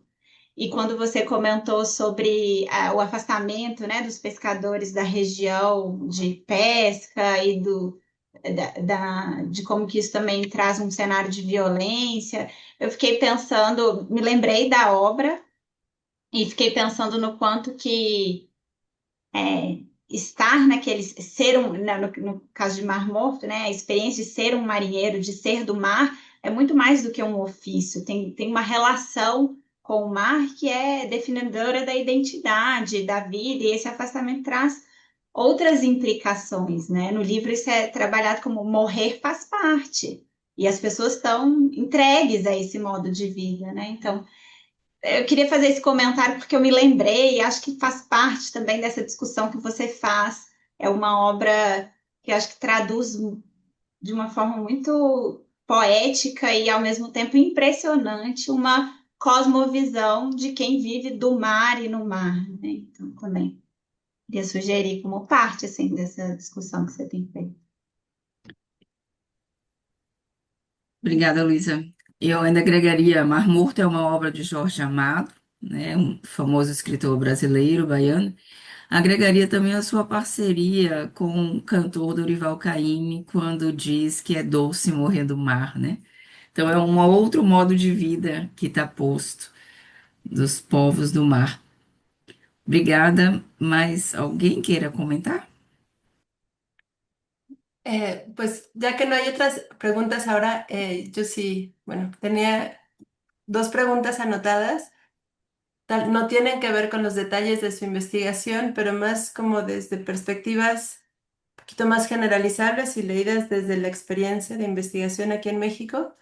Una es un poco transversal, diría para los cuatro, si me permites, Lidia, sumarte, y es como, creo que es muy interesante la asociación entre cuerpo y territorio para pensar y da mucho para pensar y en este momento muchos estudiantes les interesa mucho el tema. De hecho, la grabación de esta sesión ya me la pidieron en varios foros y no obstante, personalmente a mí me queda como una intuición de tener cuidado con las analogías demasiado rápidas que a veces se hacen entre cuerpo y territorio a partir de una campaña de comunicación que hubo aquí en México que se llamaba así en todos los periódicos como bueno para tu cuerpo, bueno para el planeta, malo para tu cuerpo, malo para el planeta. Y yo tenía, desde la lectura de mi propia investigación, la sensación que de pronto podemos caer en una como legitimación de la responsabilidad que se le da al individuo ya no solamente en tomar las mejores decisiones para tu salud mental y tu salud física y tu estética y tu equilibrio, pero para la sociedad y el planeta. Entonces, en tu plato puedes salvar o terminar con el planeta, obviando pues la complejidad que eso implica, ¿no? Entonces, ¿en qué medida entiendo y sin conocer mucho y haberlo trabajado, me llama la atención esta asociación cuerpo-territorio, pero al mismo tiempo quería preguntarles ustedes cómo ven sus límites o las ambigüedades que puede haber en términos teóricos en ese sentido y de comunicación social, ¿no? Cuando se usan como lemas de campaña.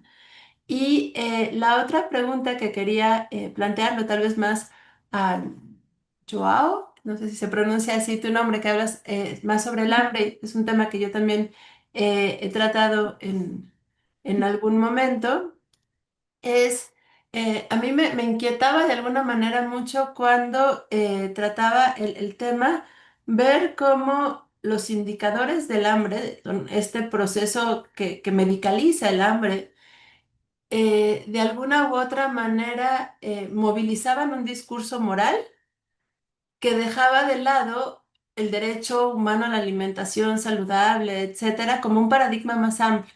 Entonces, que había un uso político de los indicadores para jugar narrativamente con el concepto de hambre, posicionarlo en la agenda y que eso se utilizaba, obviamente coincido en que se tiene que erradicar por completo el hambre, pero eso se utilizaba para dejar de lado pues cuestiones también importantes de calidad, de agencia, de decisión, de etcétera, ¿no? Entonces, no sé si hayas pues considerado el tema, sobre todo del uso político del concepto de hambre, eh, en este juego de cómo se definen las prioridades de la agenda política. Perfeito. Alguém mais gostaria, porque a gente poderia agregar uma última pergunta e aí faz a rodada, já que o nosso tempo está chegando. Eu não vi nada no chat, as pessoas estão inibidas. Sucede.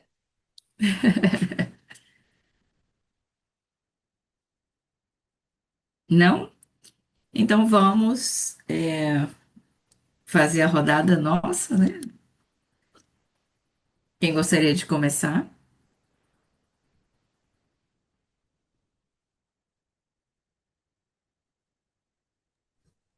Eu posso Mariana? Vai lá, começar. Mariana. Vou começar pelo comentário de Luísa, né? Que ela traz justamente Jorge Amado, né?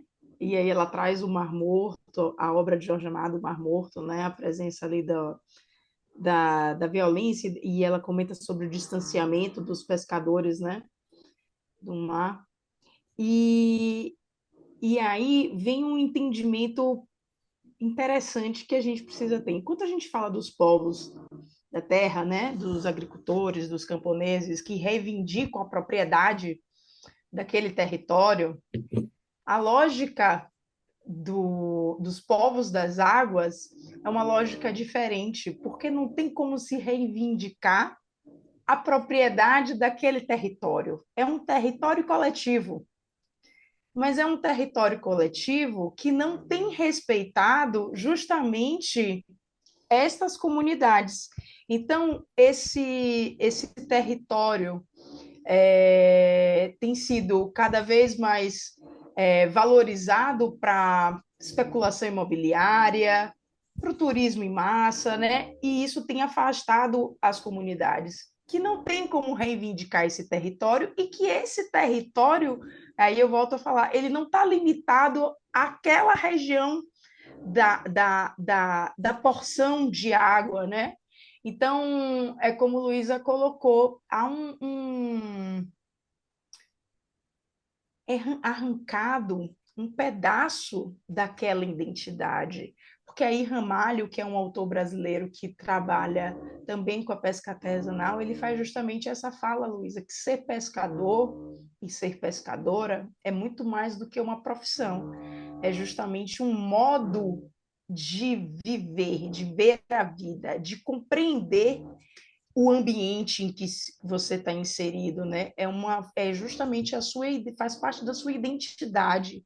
E essa identidade, como você bem colocou, ela está amputada, né? Ela foi retirada um pedaço quando se faz esse distanciamento do lugar da sua do lugar mais predominante da associação da sua existência, que é justamente a conexão com a água. Então, e ainda mais num cenário urbano, onde esses tensionamentos eles são muito mais latentes, mais complexos, né?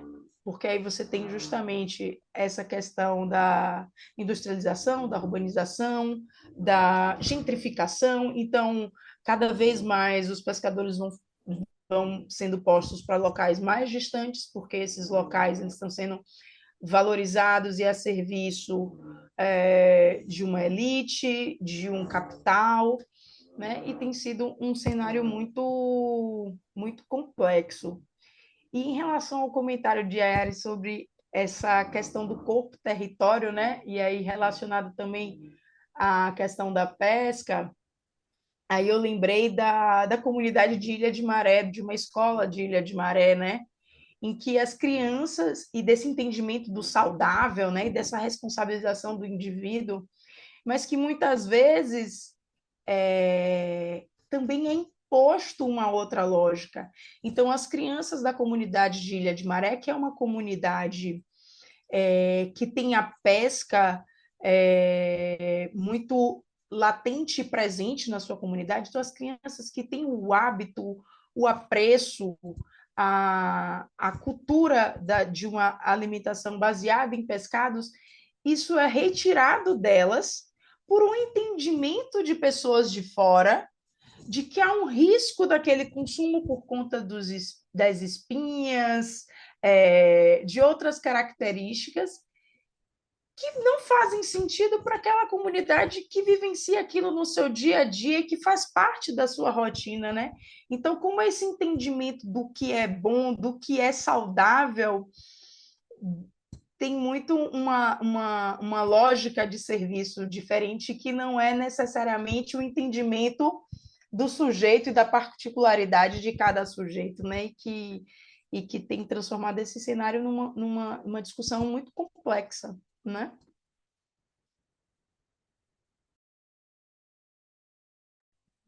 Obrigada, Kim. Luiz ou João? Quer falar, Lu? Não, por favor, pode falar. É, bom, muitas coisas. Eu queria agradecer pelas perguntas, pelos comentários. Queria começar dizendo que eu sou muito fã dos trabalhos de Luísa e de Mariana. Assim, acho que são trabalhos sublimes. Luísa falou do trabalho de Mariana como uma escrita poética e cosmopolítica. Eu diria que o trabalho dela também é uma escrita muito poética e cosmopolítica. Eu tive a oportunidade de ler o trabalho de Luísa há um tempo, uns 2 anos, quando a gente estava iniciando ainda o projeto. E eu fiquei muito entusiasmado com a maneira, com a simplicidade da escrita de Luísa, a olhar para o saudável, para as redes saudável. Não tive a oportunidade de ler o trabalho de Mariana ainda vou ler. Mas eu acho que, pensando nesse corpo-território, acho que ambos os trabalhos, eles se conectam no sentido de olhar para as relações, como o Luísa tem falado. Imbricar essa questão de corpo, de território, de rede saudável. E eu acho que são escritas bonitas, poéticas, e pensando um pouco na pergunta de Ayari, eu acho que sim, a gente tem feito analogias muito rápidas em relação ao corpo, ao território, ao saudável, ao que é saudável ou não, ao que é fome ou não. E eu penso muito nesses limites também, nessas ambiguidades entre corpo e território, é, e respondendo um pouco da questão da fome, tanto da pergunta de Luísa quanto da pergunta de Ayari, o Brasil saiu do mapa da fome novamente esse ano, E no dia seguinte em que o Brasil saiu do mapa da fome, eu voltei a campo, porque eu precisava entender, eu precisava visualizar como é que se tava, como é que se colocava em minha vida cotidiana. E parece que nada tinha mudado. Parece que nada tinha mudado dos meses anteriores, das semanas anteriores que eu tinha feito o campo. E eu fico me perguntando, saiu, mas não saiu, né? Saiu do mapa da fome, mas ao mesmo tempo, como é que se dão essas relações complexas em minha vida cotidiana? Como é que essas pessoas estão vivendo apesar da saída do mapa da fome? E o que eu quero falar aqui não é dizer que isso é uma conquista menos interessante. Eu não vou demonizar, dizer que não saiu do mapa da fome, e entrar também no que a Yari fala nos indicadores como o discurso moral. Acho que tanto os indicadores de segurança alimentar quanto os indicadores de segurança hídrica, eles constroem uma narrativa muito importante para a produção de políticas públicas. Eu escrevo isso na minha tese. Eu falo muito do valor desses indicadores de insegurança alimentar e hídrica, mas eu confesso que eles não conseguem acompanhar a dinamicidade da vida cotidiana dessas pessoas. Então, eles têm essa prioridade na agenda política, porque a gente precisa de indicadores, a gente precisa de números, a gente precisa de estatísticas e de dados epidemiológicos para que a gente possa produzir uma fome. É o que a antropóloga Liz Blanco fala na tese dela, né? Essa metaforização da fome, que é feita a partir de números e afasta da pessoa faminta, afasta do corpo. E aí, quando eu volto a campo, quando eu vejo que essas condições de precariedade elas continuam, eu fico meio que me perguntando também, será que saiu de fato? Saiu, mas não saiu? É, como é que se dá essa questão na vida cotidiana? Como é que esses indicadores eles podem ser complexificados a ponto de entender que em um mesmo mês, uma família ela pode viver em um estado de fome, mas também passar por estados de segurança alimentar.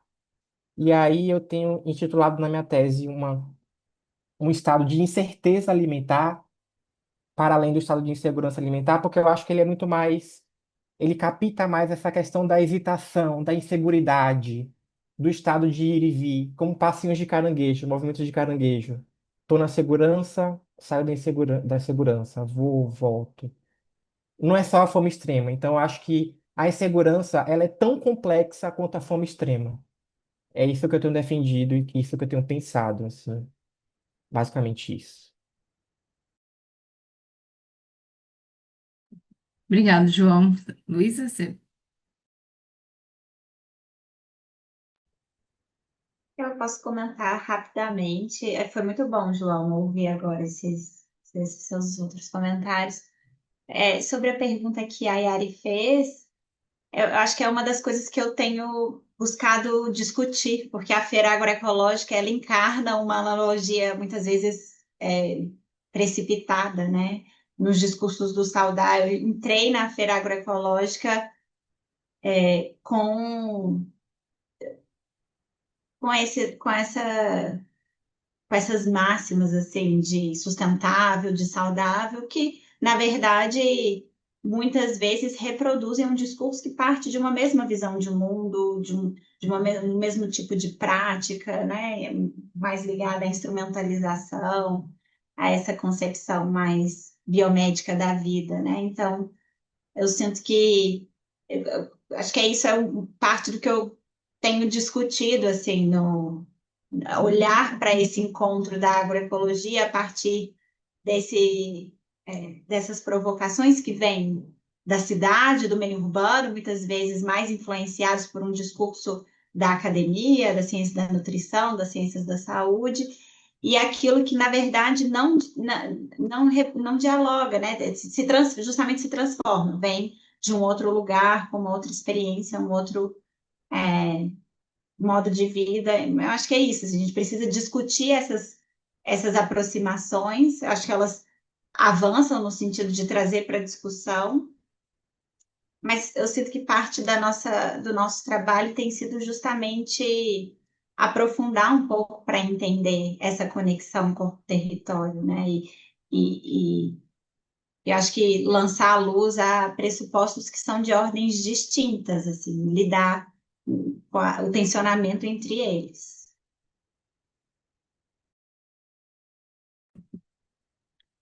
Bom, a Yari, como foi direcionada a mim, eu gostei muito da sua provocação e eu vou guardá-la para refletir melhor. Mas o que eu diria nesse momento é que quando eu vejo os povos da floresta, as comunidades indígenas, reivindicando contra a devastação da floresta e diz, eu não vivo na floresta, nós somos a floresta. Isso traz uma dimensão ontológica outra, na qual a separação entre corpo e território, ela foi dada pelo pensamento ocidental, né? Principalmente nesse processo de humanização, do qual é fundamental separar os humanos dos outros do território para validar esse processo de exploração do território. Isso é algo que me incomoda na cabeça. Então, utilizando o hífen corpo-território, é demarcar que nós também somos território.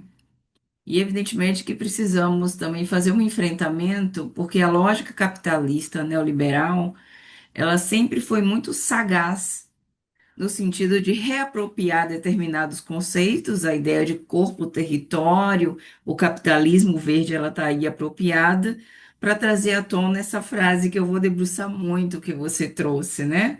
Bom para o corpo, bom para o planeta.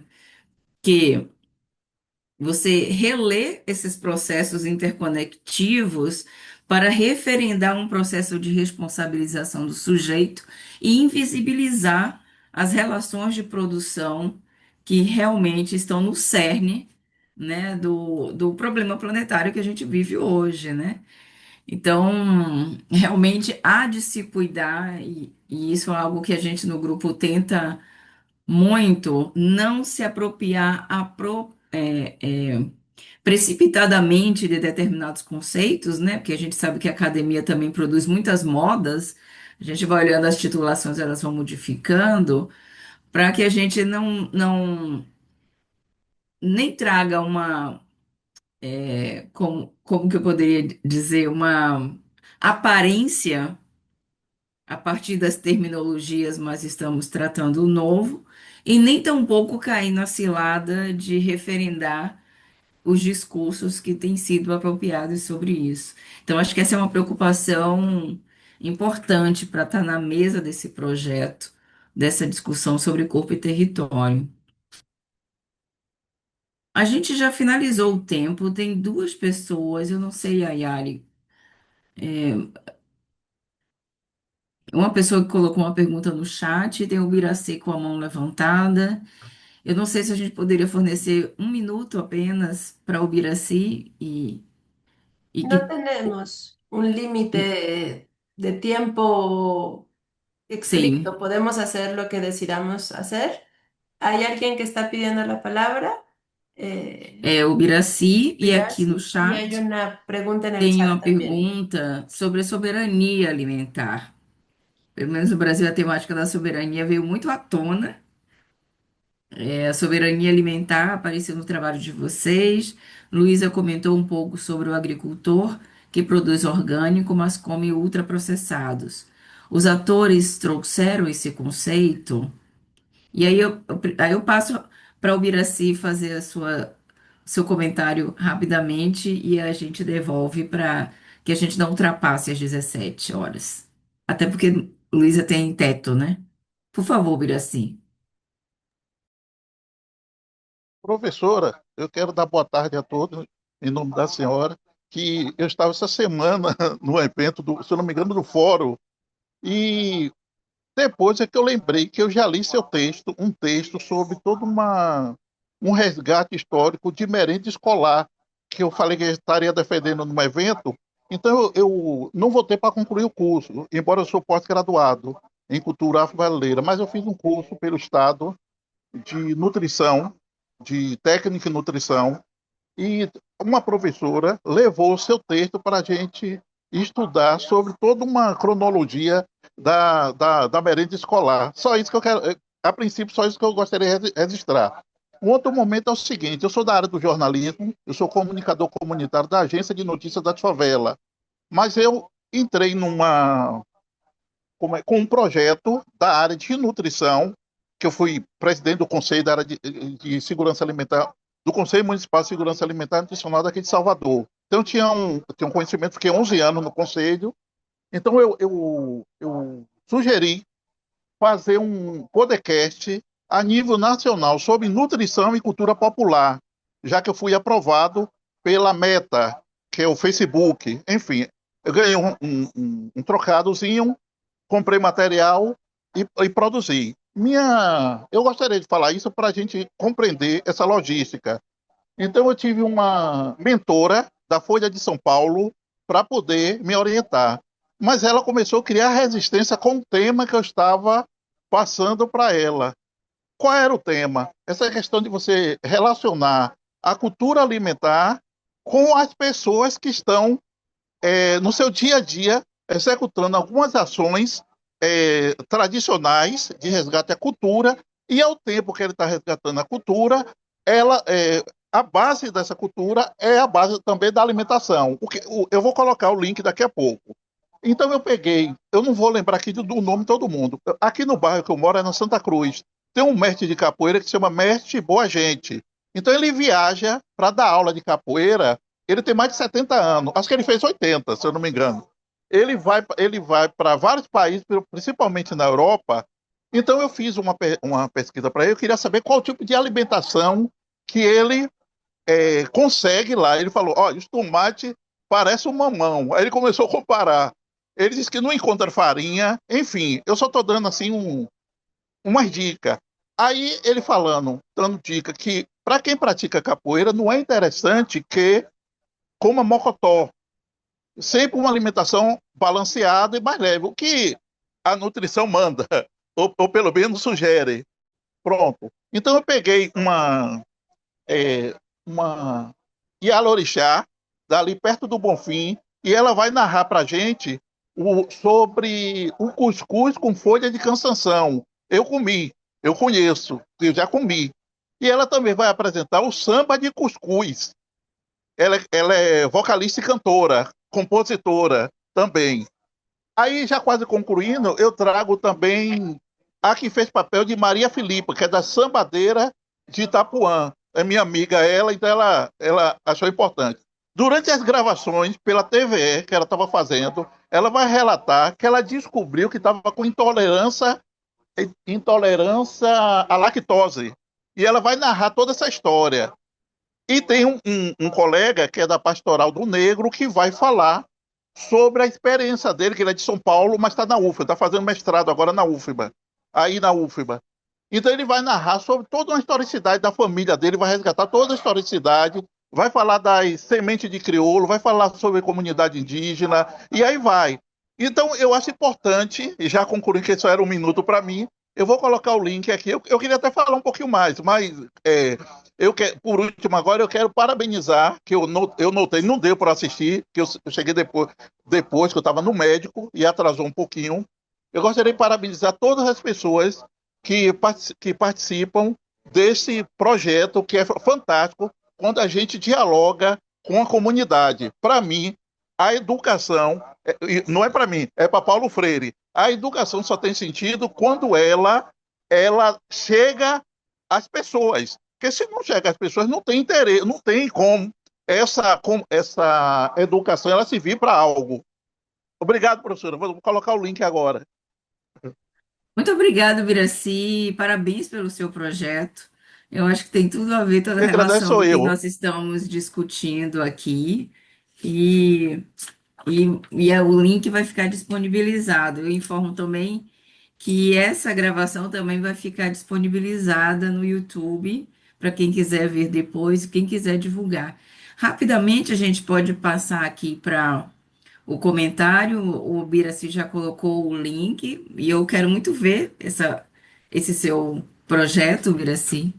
Obrigada. E um comentário rápido sobre a questão da soberania.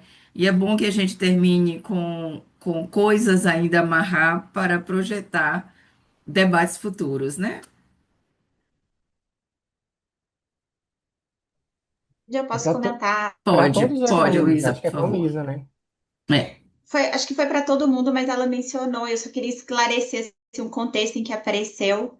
É, a ideia de soberania aparece quando os agricultores estão mencionando a luta pela terra, a relação entre campo e cidade, o desejo de trazer a vivência do campo, de tornar a vivência do campo conhecida para quem está no centro urbano como uma maneira de sensibilizar, mas essa percepção de uma certa incoerência, né, das contradições da agroecologia, da vivência agroecológica, do que acontece no assentamento e da formação política, de como eles se colocam no espaço urbano, isso foi evidenciado pela nutricionista. Foi nesse contexto em que surgiu o apontamento dessa contradição. Os próprios agricultores não lidam dessa maneira, né? A ideia de soberania não aparece como algo, aqui eu milito por isso, eu luto por isso, e ao mesmo tempo como algo ultraprocessado. As coisas fazem parte da dinâmica alimentar do assentamento. A contradição é apontada por quem é de fora. Obrigada, Luísa. Alguém quer fazer algum comentário sobre isso, João ou Mariana? Eu não teria muito o que comentar, não. Eu acho que o fato da soberania ela não aparece muito no meu campo. Eu acho que são outros tipos de relações que estão localizadas ali na vida cotidiana e é mais voltado para a própria segurança alimentar, não pensando em soberania enquanto política. Assim, eu não consigo observar isso no meu campo. Mariana. No meu, ela é mais a soberania, a questão da soberania, ela é mais latente e visível, né? Que ela tem uma relação muito intrínseca com a própria existência ali do pescador, né? Que reivindica o seu direito de continuar sendo pescador, da sua existência, né? E de produzir esse alimento e não ser retirado do seu local, da sua existência, do seu ofício e entendendo que essa prática faz parte justamente da sua identidade, da constituição do seu ser, e como essa constituição e essa identidade, ela também ela tem uma relação, uma rede, né, com a comunidade que está ali margeada por essa comunidade pesqueira, né? A comunidade pesqueira ela é o centro de Salvador. Essa urbanização ela vai aparecendo às margens dessa comunidade. Eu acho que é uma perspectiva diferente da gente olhar. Não foi o processo inverso que aconteceu. Esses pescadores eles sempre estiveram aqui. O outro Uhum. contexto é que foi aparecendo, né? É isso. E Para encerrar, eu agradecer. falaria, porque foi muito discutida a questão do mapa da fome, me chamou muita atenção que o Brasil, que está com um problema político, disputa comercial face aos Estados Unidos, e o presidente do Brasil está utilizando muito a palavra soberania. E eu recordo que quando foi lançado o resultado da saída do mapa da fome no Brasil, algumas comunidades vinculadas à luta sobre a questão da alimentação disseram: muito bem. Mas o que nós queremos mesmo é soberania. Então, eu acho que a soberania é uma pauta que a gente precisa aprofundar mais, né? Que a questão da segurança toma muito mais visibilidade, pelo menos no contexto brasileiro, do que a soberania. E os povos estão reivindicando a soberania e talvez estejam fazendo muito mais isso sem necessariamente nominar tal qual os saberes científicos o fazem, né? Gente, 17 horas em ponto, pelo menos aqui no Brasil, né? São 13, 14, né? São 2 da tarde, Ayari. 2 da tarde. Vamos então encerrar. Eu queria agradecer muitas pessoas que sabemos o quanto é o nosso tempo tão escasso, é um esforço dedicar essas 2 horas em uma tarde para estar aqui acompanhando ao vivo. mas vai ficar disponibilizado há algum tempo. Eu comunico assim que a Yari me sinalizar e eu passo a palavra para a Yari fazer o encerramento dessa sessão de conferências da Rede Lar. Muchas gracias. Yo, ante todo, diría que tenemos que hacer muchas otras conferencias en portugués. Si la es latinoamericana, no podemos seguir hablando entre nosotros en castellano con los limitantes de la tecnología y todo lo demás. Lo vamos a lograr, pero ojalá que están todos invitadas, las personas que expusieron, las personas que nos acompañan a proponer temas, a proponer ponentes. En principio se mantendrá el año próximo una sesión al mes. Estamos haciendo la agenda y entonces pues son bienvenidas las propuestas. Pueden presentar investigadores, pueden presentar estudiantes, pueden presentar personas que están haciendo algún proyecto, resultados de investigación o de acción, o estamos ahorita organizando un intercambio de experiencias como campesino entre México y Colombia.